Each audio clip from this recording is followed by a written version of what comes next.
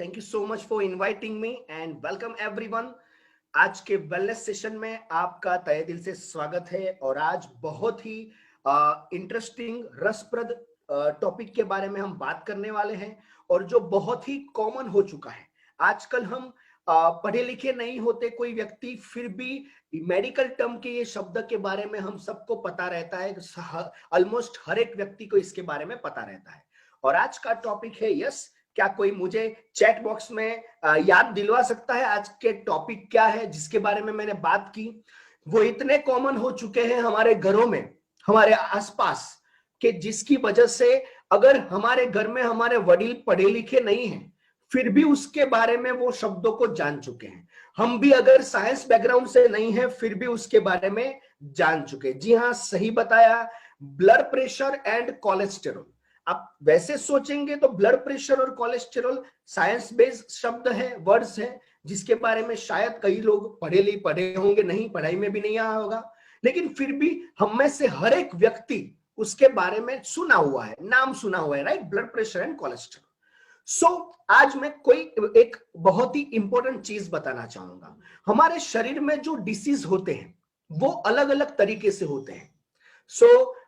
जैसे कि कोई डिसीज होते हैं वो हमारे बाहर की कमियों की वजह से होते हैं, जैसे कि कोई वायरल इन्फेक्शन हो गया, जैसे कि कोई फंगल इन्फेक्शन हो गया। उसकी वजह से हमारे शरीर में हो सकते हैं। कुछ डिसीज ऐसे होते हैं जो हमारे ऑर्गन्स की कमी की वजह से होते हैं, अंगों की कमी।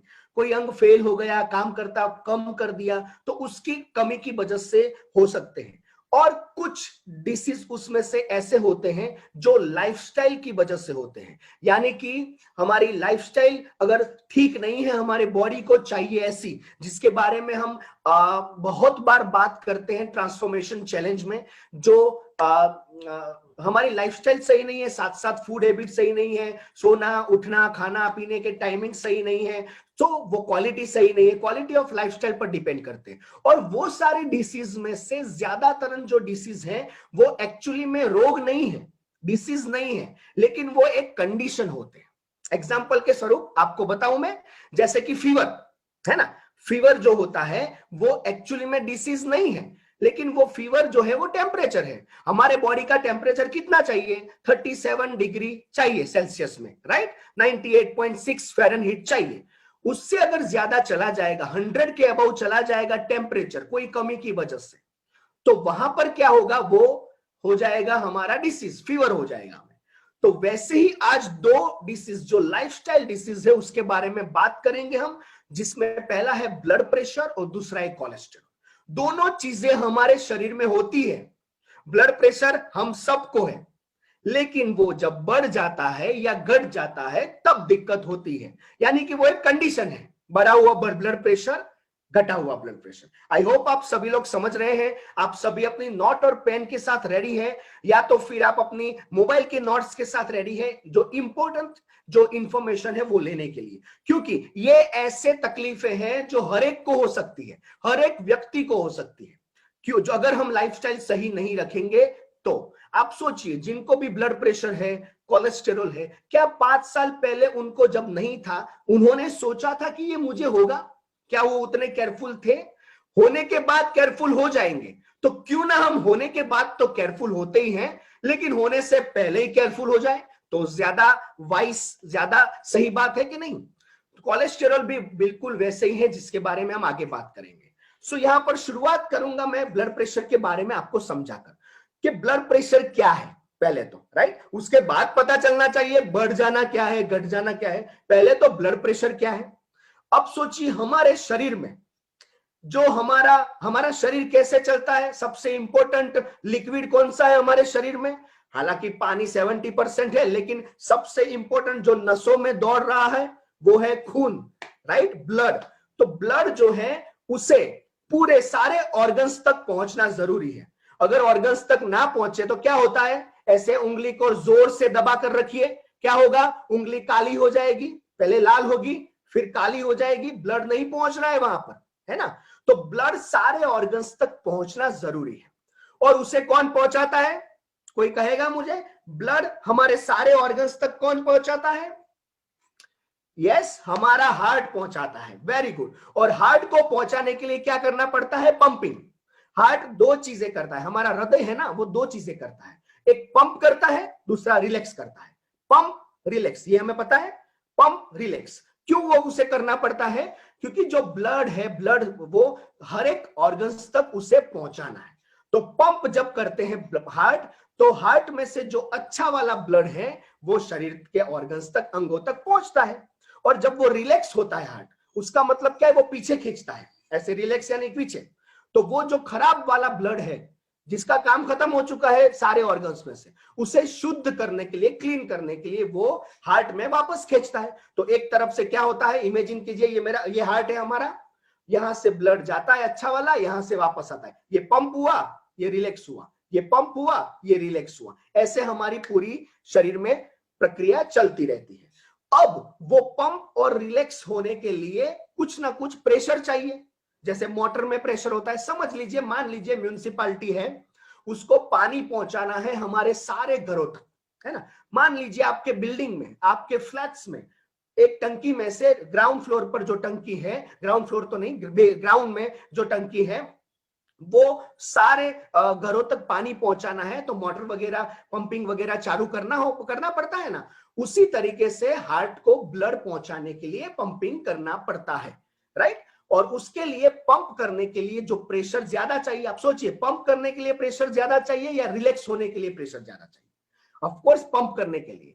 तो पंप करने के लिए जो प्रेशर चाहिए उसे सिस्टोलिक ब्लड प्रेशर कहते हैं। आपने सुना होगा, नहीं सुना है तो याद रख लीजिए, नॉर्मल है सिस्टोलिक ब्लड प्रेशर, ऊपर वाला। हमारी लैंग्वेज में क्या है? ऊपर नो ब्लड प्रेशर, नीचे नो ब्लड प्रेशर। और जब हार्ट रिलैक्स होता है तब जो प्रेशर चाहिए, जीरो तो नहीं चाहिए ना, वरना तो हार्ट बंद हो जाएगा, थोड़ा बहुत प्रेशर तो चाहिए ना, वो नीचे वाला प्रेशर है, यानी कि डायस्टोलिक प्रेशर कहते हैं। तो समझ गए आप? आई होप कि आप समझ गए ये ब्लड प्रेशर क्या चीज है, क्यों चाहिए हमारे शरीर में, धक धक धक धक धक धक धक धक प्रेशर क्रिएट होता है। और जब वो बढ़ जाता है उसे हाई ब्लड प्रेशर कहते हैं। कोई कारणों ब्लड प्रेशर बढ़ जाता है, यानी कि या तो वो नलियों में कोई ना कोई कमी आती है, या तो हार्ट में कोई ना कोई कमी आती है, या तो ब्लड में कोई ना कोई कमी आती है। उसकी वजह से क्या होता है? प्रेशर बढ़ाना पड़ता है हार्ट को, और वो हाई ब्लड प्रेशर कहते हैं। और लो ब्लड प्रेशर यानी कि वो अगर घट जाता है तो। अब मैं आपको बताना चाहूंगा सिस्टोलिक और डायस्टोलिक के बारे में, पता चल गया। चैट बॉक्स में जितने लोग मुझे सुन रहे हैं वो क्या मुझे बता सकते हैं सिस्टोलिक ब्लड प्रेशर यानी ऊपर वाला या नीचे वाला? कौन बताएगा? यानी कि दूसरा वाला डायस्टोलिक होगा। हमारे पास समय कम है, वेलनेस सेशन में हमें आपसे बारे में भी, आपसे भी बातें करनी है मुझे, तो फटाफट से बताना है हमें। सिस्टोलिक यानी ऊपर के नीचे, ऊपर वाला सिस्टोलिक, ऊपर वाला याद रहा, बहुत हो गया। अब वो नॉर्मल वैल्यू कितनी होती है? तो 120 और 80 हमारी नॉर्मल वैल्यू होती है, राइट। उसे MMDL कहते हैं, लेकिन पीछे का याद नहीं रहेगा तो चलेगा। 120 और 80 नॉर्मल वैल्यू है। ये इसलिए समझा रहा हूं, शायद आपके घर में ब्लड प्रेशर का मशीन है या कहीं पर आप करवाते हैं, आपको पता चले, इसके बारे में हमें मालूम होना चाहिए। ये बहुत नॉर्मल है और हर एक व्यक्ति को हो सकता है, कभी भी बॉर्डर पर जा सकता है। तो हमें उसका सॉल्यूशन पता होना चाहिए और रीजन भी पता होने चाहिए। 180, 120 और 80, 120 पंप किया, 120 प्रेशर चाहिए, फिर 80 हो गया, 120 80 120 80, इतना अराउंड चाहिए हमारे बॉडी को नॉर्मल वर्क करने के। लेकिन जब वो बढ़ जाता है, अगर बच्चों की बात करें तो 3 से 10 साल के बच्चे होते हैं, उसमें 107 जितना ऊपर वाला चाहिए, कम चाहिए, 120 नहीं, उसमें 107 होता है। और नीचे वाला जो है वो भी अराउंड 70 तक होता है, 69 70। और जब उनकी उम्र 10 से 18 साल तक थोड़ी बढ़ जाती है, 10 साल के ऊपर डबल डिजिट में वो आ जाते, तो वो प्रेशर 117 तक होता है, 117 से 75 तक होता है। और जो एडल्ट्स होते हैं उनका जो ब्लड प्रेशर वो नॉर्मल 120 और 80 होता है। लेकिन जब वो बढ़ता है तो उसके स्टेजेस होते हैं। पहला होता है हायर स्टेज, राइट। जब वो हायर होता है तो 130 तक अगर जाता है, 130 और 85, तो वो हायर होता है। उसके बाद स्टेज होते हैं उसके, स्टेज 1, स्टेज 2, स्टेज 3। 140 अगर चला जाता है तो स्टेज 1 हो जाता है, और नीचे वाला जो है वो 90। जब वो 160 हो जाता है तो स्टेज 2 आ जाता है, और नीचे वाला तब होता है 100, 160 100 लिख सकते हैं आप, ध्यान में रहे। और स्टेज 3 पर जब जाता है तो 180 110।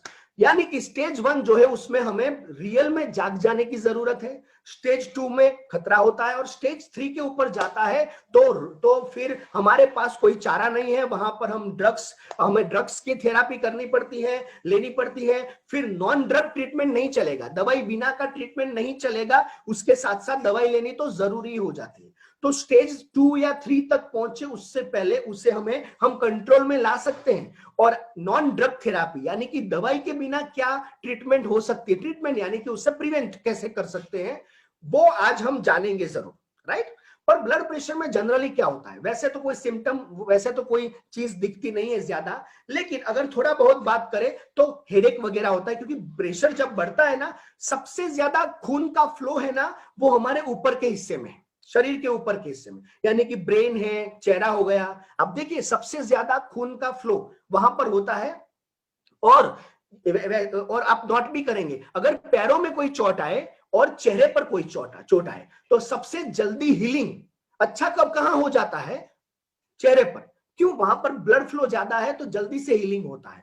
तो स्वाभाविक तौर पर ब्लड के रिगार्डिंग कोई कमी हो, जैसे कि ब्लड प्रेशर बढ़ गया, तो वो उसका परिणाम, नेगेटिव परिणाम भी ऊपर ही ज्यादा आएगा, यानी कि दिमाग के आजू बाजू में। यानी कि वहां क्या होगा ज्यादा करके, तो हेडेक, सिर में दर्द वगैरह रहेगा, फेस जो है वो लाल लगेगा, लाल सा फेस लगने लगेगा। और बाकी कोई स्पेसिफिक सिम्टम नहीं है जब थोड़ा बहुत हाई होता है। लेकिन जो वो स्टेज 2 स्टेज 3 तक आगे पहुंचता है, ज्यादा ब्लड प्रेशर होता है, तो कुछ ऐसे सिम्टम है जो हमें दिखते हैं, जैसे कि चेस्ट पेन है, यहाँ पर पेन होने लगता है, सांस लेने में दिक्कत होती है, थकान सी लगती है, राइट, कंफ्यूजन सा रहता है, माइंड एकदम स्टेबल नहीं रहता है जब प्रेशर ज्यादा हो जाता है, स्किन लाल होने लगती है, नाक से कई बार खून आने लगता है, क्योंकि प्रेशर बढ़ गया, यहां से खून आने की संभावना है, कानों में आवाजें आती है, राइट, तमरा बोले ऐसे कहते हैं ना, तो वो सिर्फ ब्लड प्रेशर में नहीं आता है, कान में वैक्स हो ज्यादा तो भी आ सकता है, लेकिन ब्लड प्रेशर ज्यादा बढ़ने पर भी ये हो सकता है।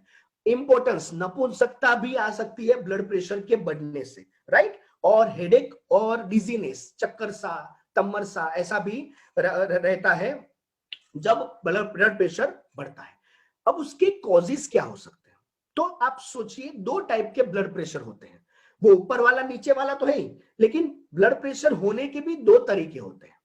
पहला तरीका है वो सीधा होता है, उसे प्राइमरी ब्लड प्रेशर कहते हैं।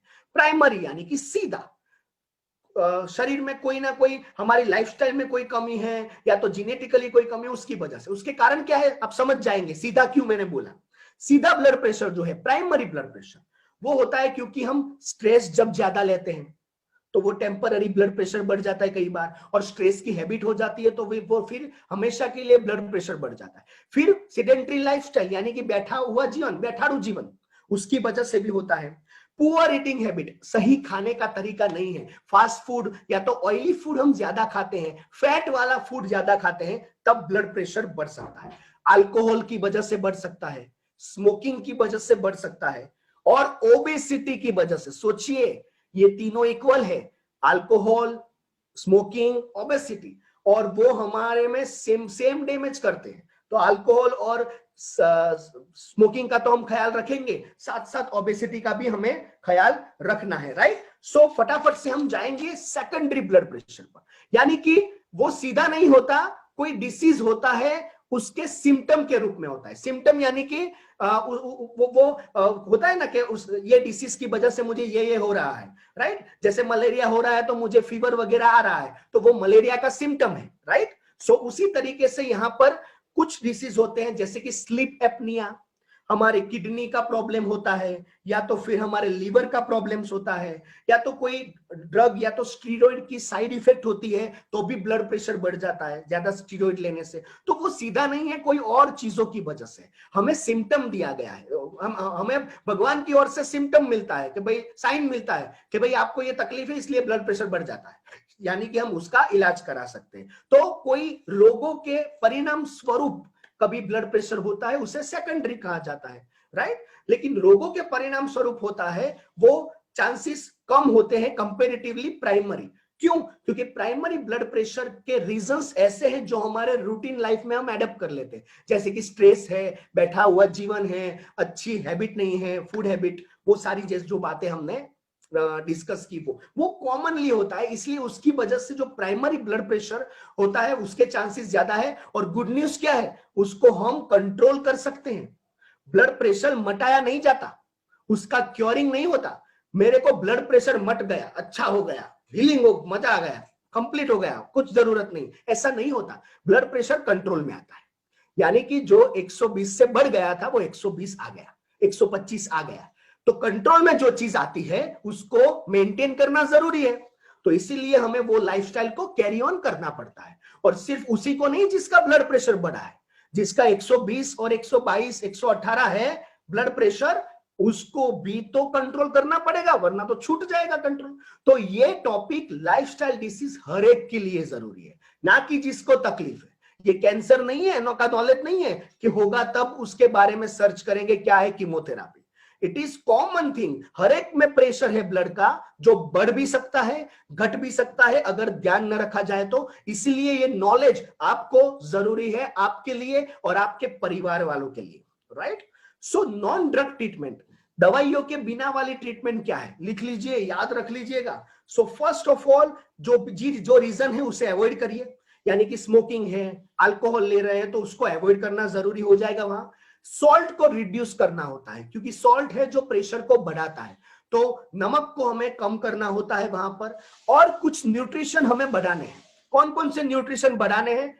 फाइबर, कैल्शियम, मैग्नीशियम, पोटेशियम और एंटीऑक्सीडेंट। एंटीऑक्सीडेंट के बारे में हम ऑलरेडी ट्रांसफॉर्मेशन चैलेंज में समझते आए हैं, जानते आए हैं एंटीऑक्सीडेंट क्या है। तो वो एंटीऑक्सीडेंट जो इम्यूनिटी के लिए जरूरी है, वो यहां पर भी जरूरी है ब्लड प्रेशर को कंट्रोल में रखने के लिए। Fibre, calcium, magnesium, potassium and antioxidant. Stress को रिड्यूस करना है, साथ साथ प्राणायाम, मेडिटेशन हम कर सकते हैं। ऐसी ट्रांसफॉर्मेशन चैलेंज जैसी कम्युनिटी में हिस्सा लेंगे, एक दूसरे के साथ मिलकर फन करेंगे, नॉलेज भी लेंगे, रिकॉग्निशन इवनिंग नाइट वगैरह में भी हम हिस्सा लेंगे, मजा आता है वहां पर। पार्टी वगैरह में हम हिस्सा लेते हैं, हमें जो पसंद है वो हमें करना है, लोगों के बीच हमें रहना है, वर्चुअली या फिजिकली, राइट। उसकी वजह से स्ट्रेस कम होगा।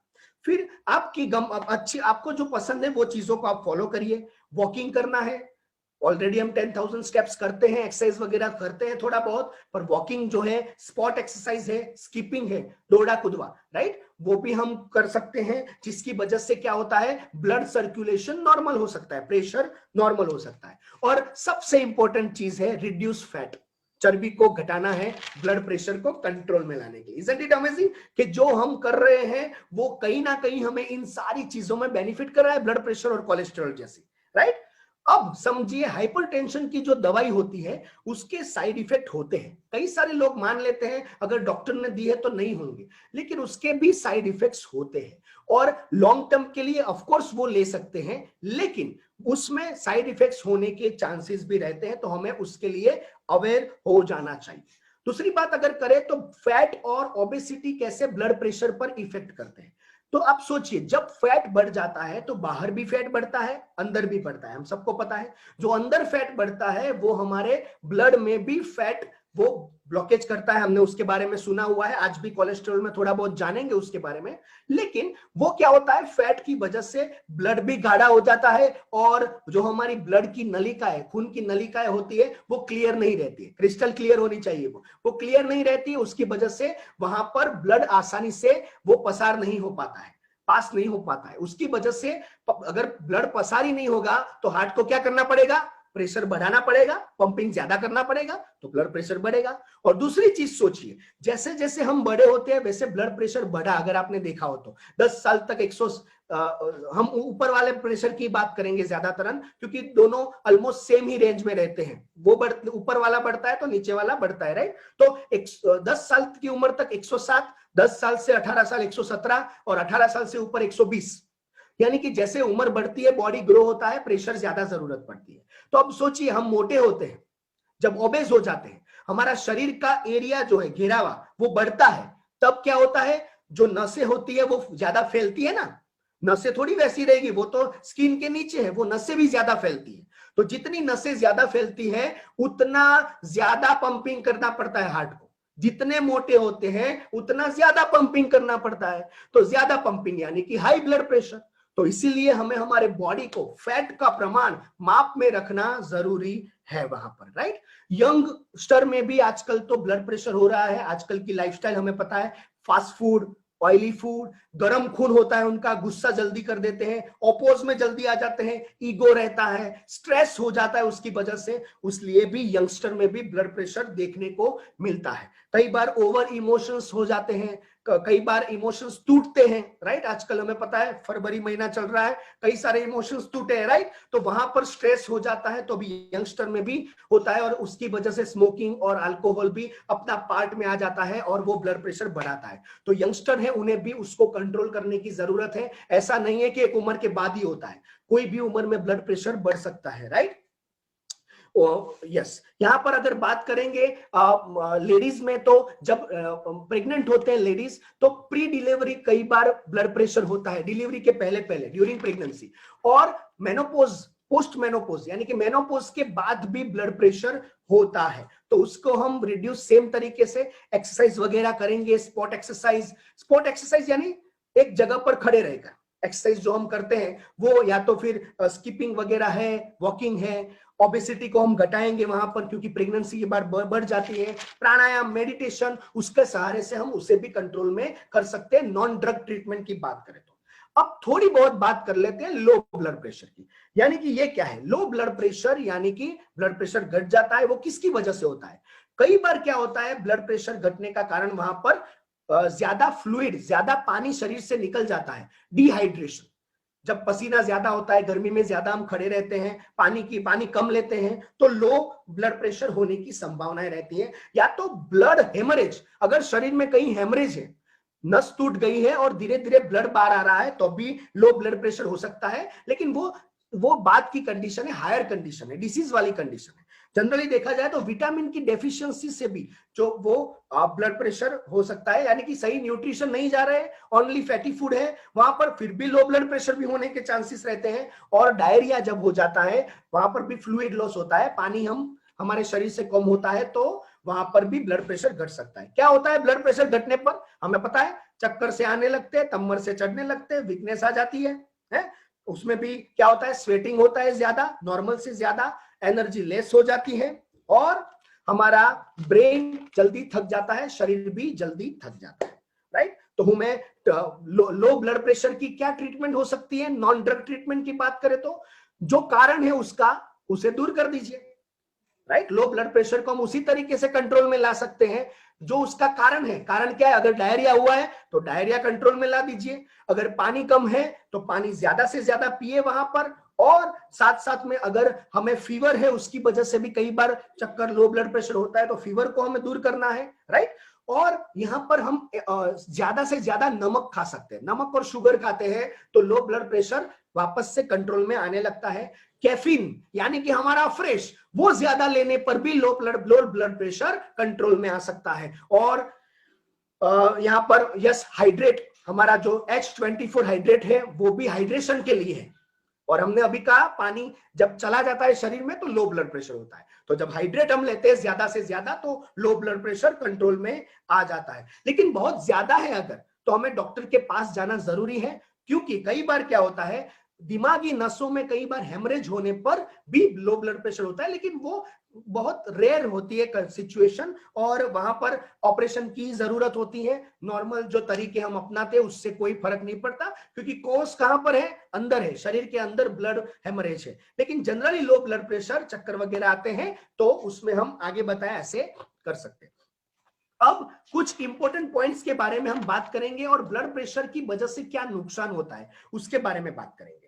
तो ब्लड प्रेशर कंट्रोल में आ सकता है, तो हमें उसे लाइटली नहीं लेना है। अगर वो अनकंट्रोलेबल हो जाएगा तो बहुत सारी दिक्कतें हो सकती है, और हमारी नॉर्मल लाइफ नहीं रहेगी, अनहेल्दी लाइफ हो जाएगी। कई लोग कहते हैं मैंने तो कई नदी, बस खाली ब्लड प्रेशर नहीं टिकड़ी लऊ छू, मुझे कुछ नहीं है, सिर्फ ब्लड प्रेशर की टेबलेट ले रहा हूं। उसका मतलब क्या है, ब्लड प्रेशर को वो इग्नोर कर रहे हैं, उसे एक बहुत छोटा समझ रहे हैं। लेकिन हमें पता रहना चाहिए वो भयानक भी परिणाम दे सकता है, इसलिए डरना नहीं है, सतेज हो जाना है। और सतेज होकर उसे कंट्रोल में लाने का ट्राई करना है।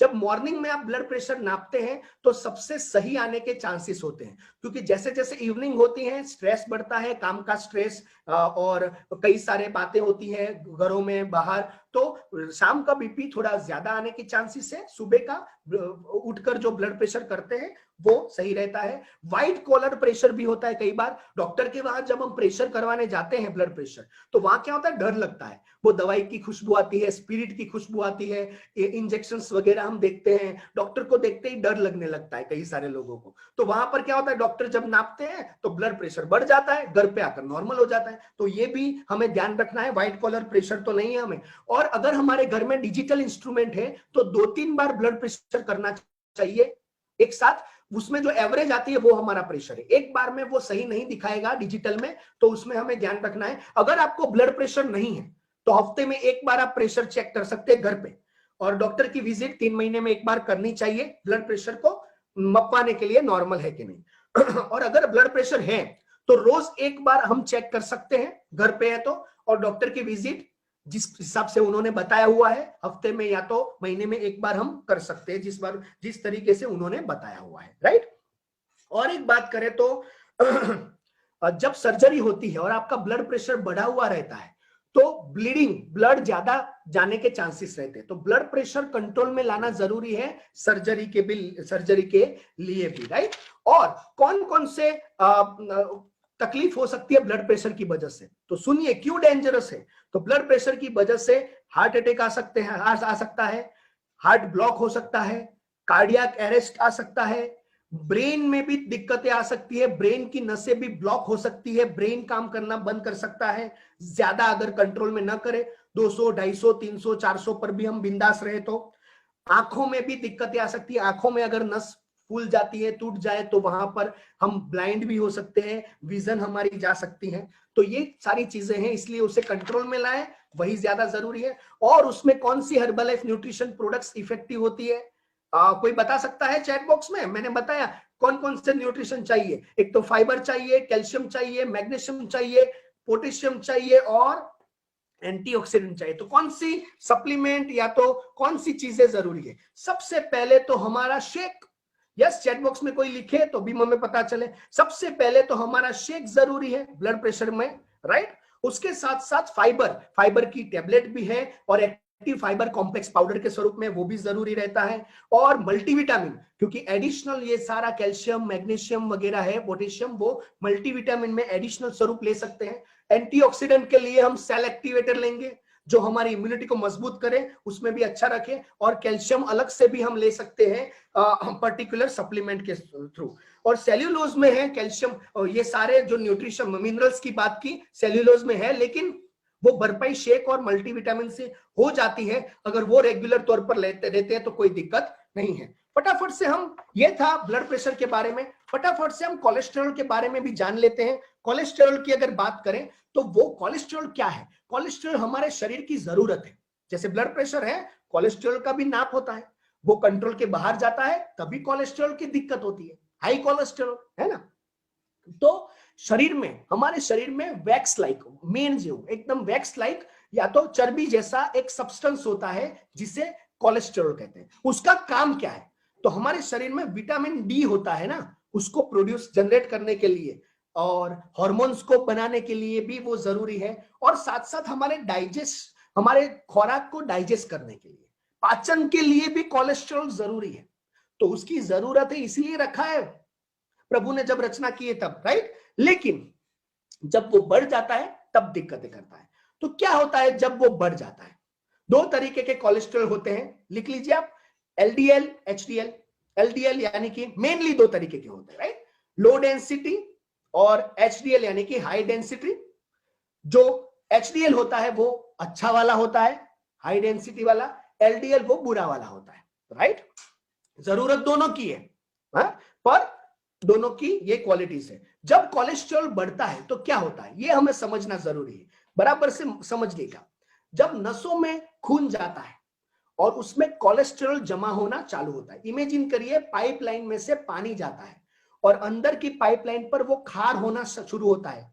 अब हमको पता है ना, जैसी पुरानी पाइप होती है उसमें खार होना शुरू होता है, तो यहां पर भी ऐसे ही सेम तरीके से यहां पर कोलेस्ट्रॉल दीवारों पर जमा होता है। अब जब नलिका की दीवारों पर कोलेस्ट्रॉल जमा हो गया तो वो क्या करेगा, ब्लड जो जा रहा है बेचारा सिंपल से उसको रोकेगा, क्योंकि बीच में वो ऑब्स्टेकल आएंगे, जाने में दिक्कत होंगी, उसे एकदम स्मूथ नहीं रहेगा। और जब वो बढ़ता जाता है तो वो ब्लड को रोकता है तो क्या करता है, ब्लड प्रेशर बढ़ता है, यानी कि ब्लड प्रेशर और कोलेस्टेरॉल एक दूसरे के साथ जुड़े हुए हैं, राइट। तो वहां पर क्या होता है, ब्लड को वो आसानी से पसार नहीं करने देता। और दूसरी डेंजरस सिचुएशन कब होती है, जब वो दीवारों पर जमा होता है, कोलेस्टेरॉल बढ़ता जाता है एकदम से, और बढ़ते बढ़ते बढ़ते उसे प्लाक कहते हैं। प्लाक याद नहीं रहेगा, चलेगा, वो कोलेस्ट्रॉल जमा हुआ है, समझ लीजिए उसका जितना बढ़ेगा वो सडनली क्या होता है, कोई बार वो टूट जाता है, जो जमा हुआ है ना वो टूट जाता है। तो हमें लगेगा टूट गया तो अच्छा है, नहीं, जब वो टूट जाता है तो ब्लड में वो मिक्स हो जाता है, और जब वो ब्लड में मिक्स हो जाता है तो वो क्या करता है, क्लॉट कर देता है। क्लॉट यानी कि ब्लड को जमा कर देता है, एकदम जमा देगा वहां पर, और जम जाएगा ब्लड तो क्या होगा, ब्लड ही ब्लड का दुश्मन हो जाएगा, खून ही खून का दुश्मन। खून जमा हो गया वहां पर, तो जमा हो गया तो वो खून को आगे नहीं बढ़ने देगा, चलो रुक जाओ इधर। और जब वो रुक गया तो वहां पर क्या होगा, हार्ट अटैक। हार्ट के लिए रुक गया तो हार्ट अटैक आ जाएगा, कोई ऑर्गन के हाथों में रुक गया तो पैरालिसिस हो जाएगा, हाथ काम करना बंद हो जाएगा, पैरों में हो गया तो पैरालिसिस वहां हो गया, और ब्रेन में हो गया तो खत्म, राइट। सो यहां पर हमें ध्यान रखना है वो लिमिट में रहे, उसके लिए पता चल गया दो तरीके से लड़ेगा वो, एक तो दीवारों पर जमा होगा तब भी, और टूटेगा तब भी। तो बेस्ट रास्ता क्या है, वो और बढ़े उससे पहले उसे कंट्रोल में ला दे, कम कर दे, राइट। सो क्यों होता है कोलेस्टेरॉल, ब्लड प्रेशर और उनका सिमिलर है, स्मोकिंग है, यहाँ पर जिनेटिकली भी होता है कई बार, और मेडिसिन की साइड इफेक्ट्स की वजह से भी होता है, मोटापे की वजह से होता है, अनहेल्दी लाइफस्टाइल जो हमें सुधारनी है उसकी वजह से होता है।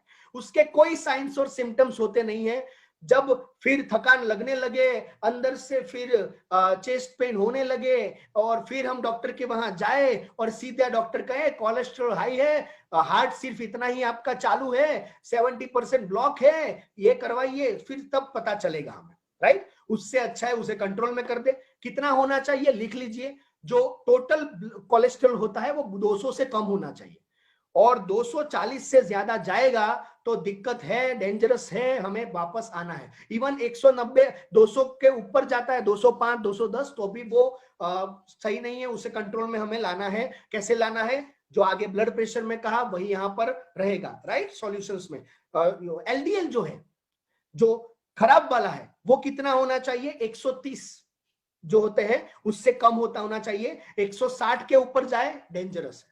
और जो एचडीएल अच्छा वाला है वो 60 से ऊपर रहना चाहिए, अगर 40 से नीचे गया अच्छा वाला तो भी डेंजरस है, यानी कि अच्छा वाला कम हुआ तो डेंजरस, खराब वाला बढ़ा तो डेंजरस। उसे माप में रखना है, बहुत ज्यादा सोचना नहीं है। नाप में रखने के लिए क्या करना है पता है आपको, फैट लॉस करिए, फिजिकल एक्टिविटी बढ़ाइए, खराब हैबिट है स्मोकिंग अल्कोहल वगैरह तो दूर कर दीजिए, और वेट मैनेजमेंट, कोलेस्ट्रॉल को कंट्रोल करने के लिए सबसे महत्वपूर्ण है वेट मैनेजमेंट। तो ये दो चीजों के बारे में हमने समझा, आशा है कि आपको अच्छी तरीके से पता चला होगा।